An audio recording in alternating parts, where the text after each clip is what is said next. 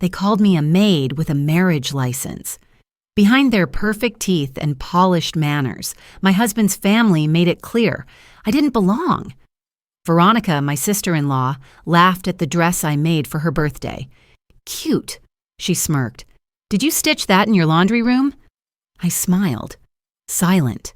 That dress made headlines 3 months later, on a princess. And that laundry room, it became my studio. I didn't scream. I didn't fight. I stitched, and every thread carried a memory, a cut, a promise. So tell me, how do you like your apologies? Wired or wrapped in silk? The estate smelled of polished wood and overripe roses. I had lived here for 8 months, yet every time I stepped into the marble foyer, I still felt like a guest. Not a wife, not a daughter-in-law, just a well-dressed placeholder. "Morning, Madison," Veronica said, voice soaked in sugar and venom.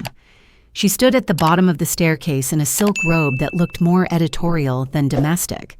Her hair, curled to perfection, bounced with each step as she approached me in stilettos no one should wear before 9 a.m. I nodded, offering a thin smile. "Morning." She gave my dress a once-over. It was a simple ivory piece, clean lines, cinched waist, hand-stitched by me with a mother-of-pearl button I'd kept from my first job in fashion. She tilted her head. "Is that handmade?" she asked, as if smelling something off. Then came the punchline. "Looks like something from Etsy." "Cute." I smiled again, silent. The urge to answer with my resume, 10 years in New York fashion, 2 collections featured in international shows, 1 design stolen, and a career burned, rose in my throat, but stayed buried. They didn't care, and I no longer had anything to prove. In this house, Veronica was the goddess of taste, a former beauty queen turned boutique owner with just enough followers to be considered micro-influencer by brands that didn't know better. I was the woman her brother married after a whirlwind 3-month courtship, a secret I never shared. Ethan found me when I was disappearing, not blooming. "Mother wants brunch at 11, she added before turning. "She says you're on napkin duty again." That wasn't news. My place in the Blake household was unspoken but firmly established. I was the pretty wife who didn't work, who hosted things, who wore what they gave me. I'd once overheard my mother-in-law telling a friend, "At least she's pretty. Ethan deserves a trophy wife, not a working one." So I played along. I folded napkins. I poured wine. I nodded at boardroom stories. I agreed with decor critiques. I even laughed at Veronica's jokes about my hobby dresses. Today she was wearing one of them. She didn't know it, of course. Months ago, I'd seen her scrolling through fashion lookbooks and commenting on a dress, one I had sketched 6 years earlier and shelved when the designer I worked for passed it off as his own. It was stolen, then buried. But I remembered every seam, so I made it. Again, in her size, in her favorite color. I left it in her closet with a gifted tag and no note. Veronica wore it today to her influencer brunch. She twirled for a selfie, the hem catching just the right amount of sun. I watched from the kitchen, sipping coffee, watching her post it with the caption, "Sunday Glow Boutique Ready." She didn't notice the tag inside the inner pocket, a tag that read MB Original. That night, long after the brunch had faded into Instagram stories and mimosa headaches, I received a message. It was from an account I didn't recognize. E. Styles B. Jude. Verified, Manhattan-based, a stylist to A-list celebrities and occasional contributor to Vogue. "Saw your work. Veronica Blake's dress. I know that silhouette. Yours?" I stared at the screen. My hands shook slightly. "Depends who's asking. Let's talk. I'm in Texas for 3 days. You free?"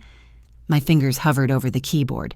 I could almost hear Veronica's voice again, dripping sarcasm, dismissing my craftsmanship, calling it quaint, handmade, boring. I typed, "Yes, when and where?" The reply came instantly. "Tomorrow, the Domain Hotel, noon." I looked down at the dress I wore, the same one she'd mocked that morning. I ran my fingers over the hem. For a moment, I saw it not through her eyes, but through mine. Strong lines, honest fabric, precision. They didn't see me. They saw what they wanted, a failure-turned housewife, a safe ornament. They didn't know about the sketchbooks hidden in the guest room closet, or the vintage sewing machine I'd paid to ship from New York, or the burner email I used to send anonymous designs to editors just to see if I still had it. I did, and tomorrow someone else would know too. The hallway light flickered. Footsteps. I slipped the phone into my robe just as Ethan appeared in the doorway, loosening his tie. "You all right?" he asked. "Yeah," I said too quickly. He leaned against the frame. "Brunch went well. Mom said you didn't talk much." I smiled. "I didn't have much to say." He shrugged, walked over, kissed my forehead like you pat a dog, then disappeared into the bedroom. I stayed there, alone, staring into the darkness. Not talking had become second nature, but tomorrow, in silence, I'd say everything. Every morning, I played my part with careful precision. The scent of bacon and fresh herbs drifted from the kitchen by 6:30. By 7, the table was set. Linen napkins, grapefruit halves with mint leaves, coffee brewed just shy of bitter. Mother-in-law liked her eggs over medium, no toast. Veronica preferred almond milk in her cappuccino. Ethan rarely spoke, just glanced at his phone and muttered emails. I wore soft colors, flats, a cardigan if it was chilly. Nothing that screamed ambition, nothing that reminded them who I used to be, the perfect domestic ghost. At night, after the lights dimmed and the last dishwasher cycle hummed to a close, I slipped into the laundry room, my real sanctuary. There, under the hum of the dryer, lay my machine, an antique Bernina, smuggled back from Manhattan in a box labeled Old Books. The walls smelled faintly of detergent and fabric glue. Heaven. I worked in silence. Sketches pinned to the ironing board, swatches lined like trophies on the shelf. I wasn't just designing anymore. I was studying, testing. Veronica's boutique had recently launched a new capsule line. Bold, minimal, European-inspired. Her words, not mine. I bought 2 pieces anonymously online. The seams were rushed, fabric inconsistent, one hem frayed at the fold. I saw an opportunity. I replicated one of her silhouettes. Clean shift, exaggerated shoulder, high neckline, but I deliberately chose a textile prone to warping. Not immediately, just after a few wears. Enough to reveal itself, slowly, cruelly. Then I gifted it to her, under the guise of a brand fan. "A designer in Barcelona saw your boutique and wanted to impress you," the note read. Of course, Veronica wore it to a PR gala. 3 days later, a photo appeared online. Her shoulder seam puckered awkwardly. Commenters noticed. "Is that uneven? Veronica's dress seems off today." She fired her assistant by the end of the week. I heard the screaming from my room. The dress wasn't the point. Her reaction was. I needed to know if her eye was sharp, if her instincts were lethal. Turns out her power wasn't taste. It was branding. Empty, fragile branding. The next week, I received an email. The subject line was simple. Chivette. Advisory invitation. Chivette. One of the most prestigious couture houses in Italy, known for discovering underdog designers and turning them into legends. They invited me, well, B. May, to serve as a guest curator for their upcoming spring line. My role, select final pieces submitted by design hopefuls from across the world, anonymous judging, blind choices. They'd seen sketches I'd uploaded to an indie forum under a pseudonym. I didn't even know they were watching, but they were. The irony? 2 days later, over brunch, Veronica bragged that she was pitching her boutique's capsule line to Civetta for collaboration. "It's hush-hush," she said, sipping from a gold-rimmed flute. "But let's just say Milan will know the Blake name very soon." I smiled into my tea. For the next 2 weeks, I reviewed submissions for Civetta in the dead of night, logging in under encrypted links. Some pieces were extraordinary. Others felt desperate. One in particular caught my eye. A pale blue sheath with pearl piping. Familiar, too familiar. It was mine. Not identical, but derivative. A design I'd created during my first year in New York, one that was never published but had been stolen in the great collapse of my career. The submission listed Veronica's boutique as the creative source. My fingers went cold. I pulled up side-by-side sketches. The stitch count was off, but the sole was identical. I had buried this design. She had unearthed it, badly, and claimed it. In Civeta's next roundtable, via virtual call, I presented my report. This piece, I said, highlighting the copied dress, fails in execution and ethics. I recognize the origin. It was stolen, poorly reimagined. Whoever submitted it should be barred from all future rounds. Silence. Then, a response from the panel lead. Understood. Blacklisted. Thank you, B. May. The next day, Veronica stormed through the house, phone in hand, mascara streaking down her cheek. They rejected it. Civeta rejected my whole damn line. Said I'd breached ethics. Ethics, I swear someone's sabotaging me. She didn't look at me, just screamed at her mother, cursed at her assistant, slammed doors.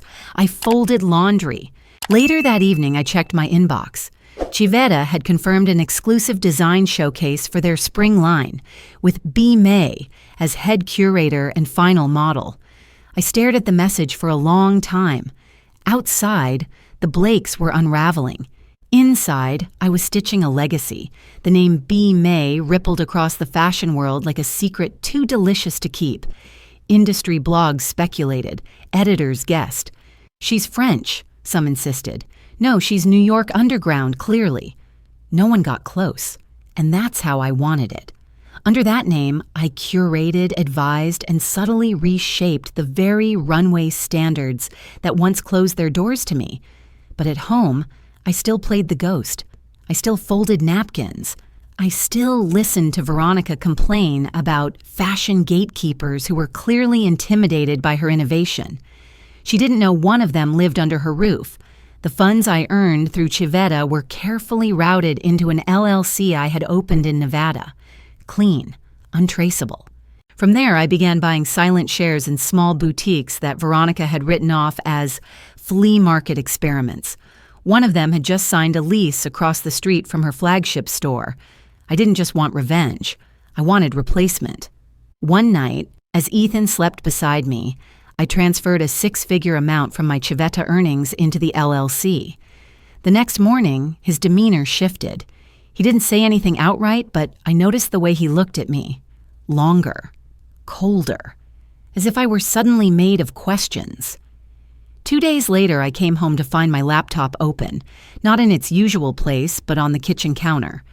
The browser history cleared, but sloppily, too fast. I checked my burner email. No breach. My encryption still held, but I had underestimated Ethan. 3 nights after that, he didn't come home for dinner. No call, just silence. When he returned near midnight, his jaw was tight. "You've been busy," he said, voice neutral. I closed my book. "What are you talking about?" He reached into his coat and dropped a manila folder on the coffee table. Inside were printed screenshots, emails, transaction logs, even a photo of me entering the Domain Hotel weeks ago. "Who is B. May?" he asked. I said nothing. "Is this what you've been doing behind our backs? Behind my sister's back?" Still, I didn't answer. He paced, fingers through his hair. "Jesus, Madison, you sabotaged her. You made her look like a fraud." I looked at him then. "She is a fraud." He flinched like I'd slapped him. "You know how hard she's worked." "I know what she stole," I said, calm now. "Not just from me, from designers who didn't have last names like Blake." He stared at me, stunned. Then his face hardened. "This isn't about her anymore. This is about you. Lying, pretending." And with that, he gathered the folder and walked out of the room. The next morning, I found out what he'd done. While I dressed for breakfast, Veronica burst into the dining room, slamming a stack of papers onto the table. "You want to explain this?" she shouted, waving the printed emails in my face. My mother-in-law followed behind, eyes wide with faux concern. "Is it true? Are you B. May?" I didn't answer. Veronica's voice shook. "You humiliated me. You destroyed my brand. You used this family." I looked at her quiet, steady.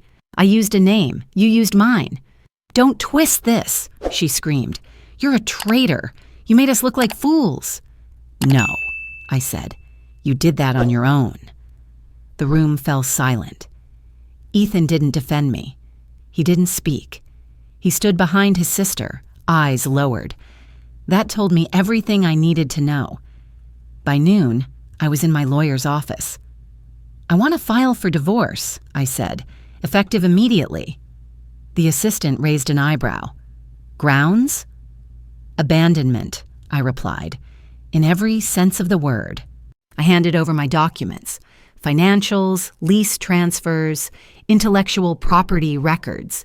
The assistant flipped through them, eyes widening. And you're sure about going public with this identity?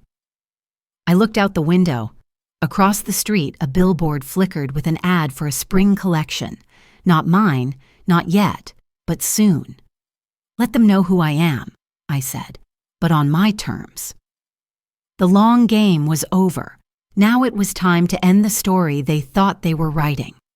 The video began without fanfare, just the echo of heels over marble and the swell of strings beneath Parisian chandeliers. The runway was minimalist, all white and shadow.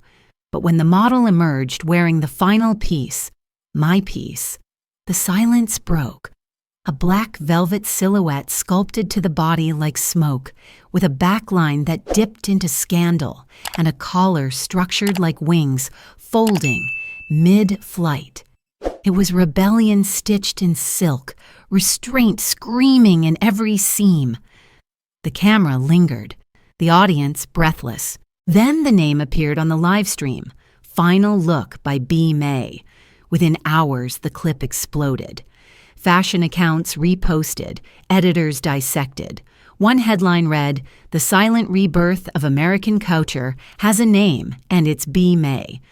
But the real moment came 2 days later, when I stepped on stage in Milan for the post-show interview. No masks, no pseudonym, just me. Hair pinned up, no makeup, a structured cream blazer.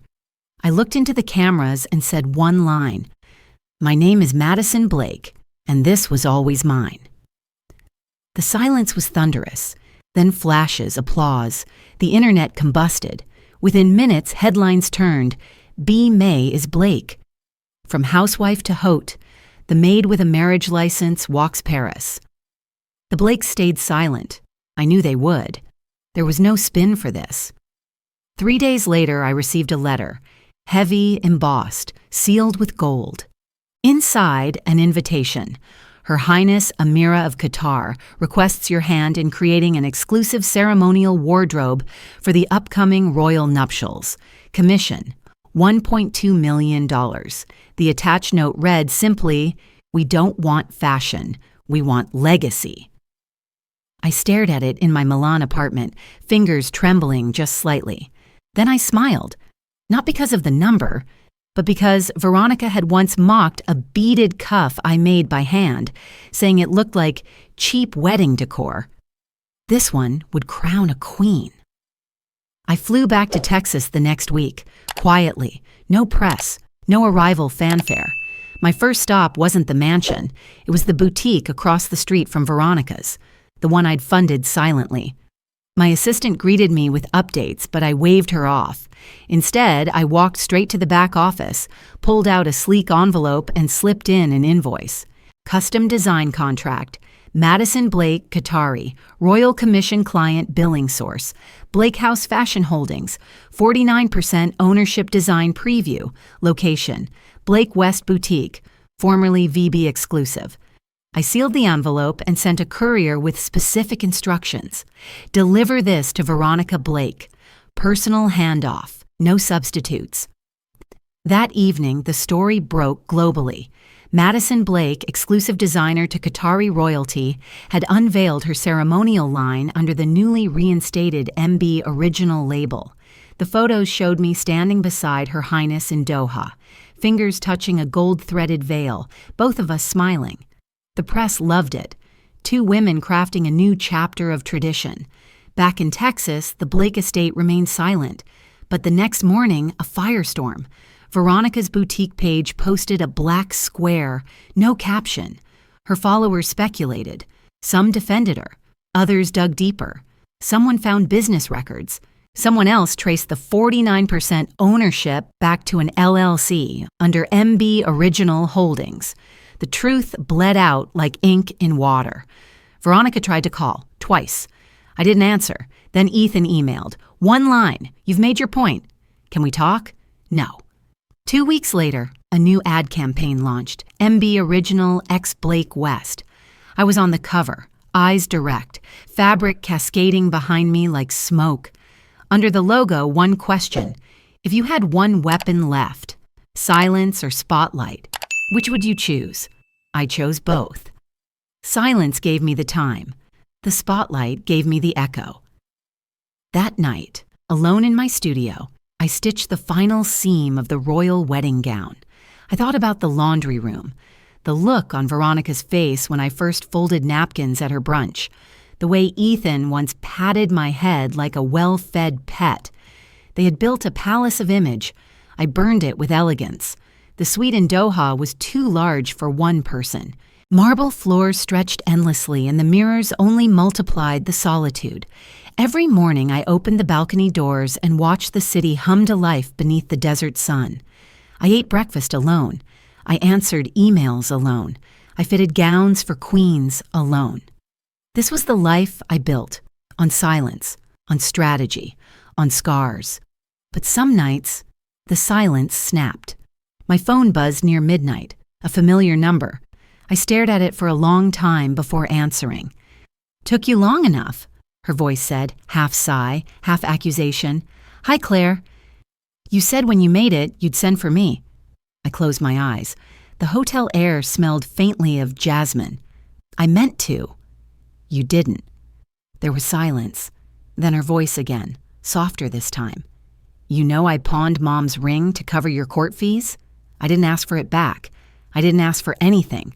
But watching you on Vogue, on red carpets, on interviews calling yourself self-made," she paused. That stung. "I didn't forget you. You didn't remember either." She hung up. I didn't cry, but I didn't sleep. The next day, a headline clawed its way to the front of every gossip site. "Madison Blake, fashion's favorite fraud?" The article was littered with speculation, anonymous sources claiming I'd used Ethan's name and family money to leverage investor trust, that the MB Original comeback was built on marital deception. There were no facts, just implication, and that was enough to cast shadows. I closed the tab, took a long breath. Later that week, I visited my attorney's office in Austin to finalize the divorce paperwork. I had expected routine signatures, a few polite nods, and closure. Instead, I got resistance. "He hasn't signed?" I asked, voice sharp. My lawyer shifted uncomfortably. "Not only that, he's filed an amendment claiming entitlement to 40% of your current earnings under joint asset law." "That's absurd. We've been separated for months." "Not officially. Without a signed decree, everything acquired post-petition is considered marital." My head pulsed. "What about the prenup?" "Nullified under his claim that your income is direct result of branding tied to his family name, Blake." I laughed. It was short, empty. He's trying to claim rights to my legacy because of a surname.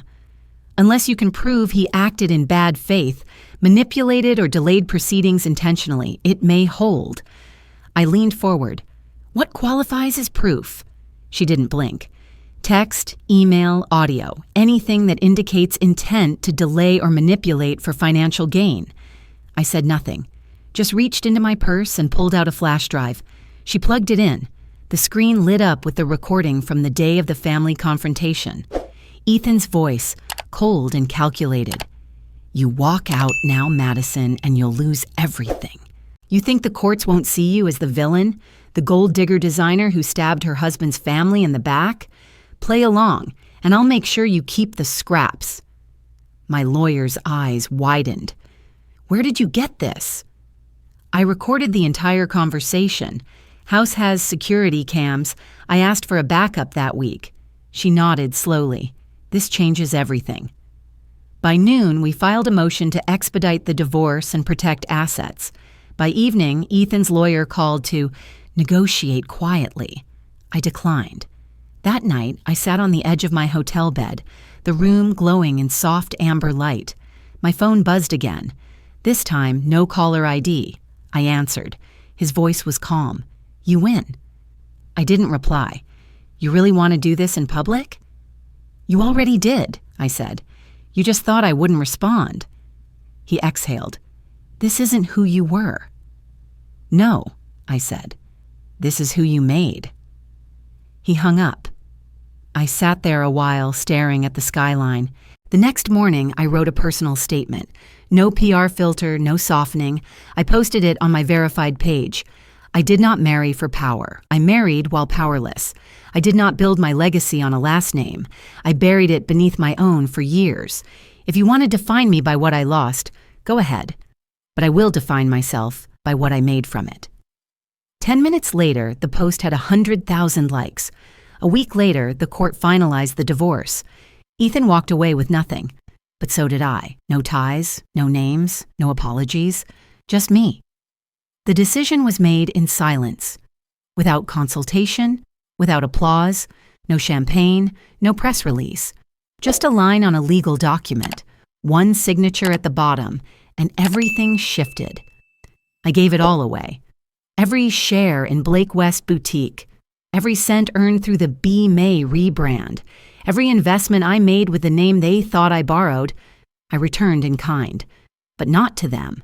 I transferred full ownership to the Needle Fund, a nonprofit I created in partnership with 3 women I once mentored.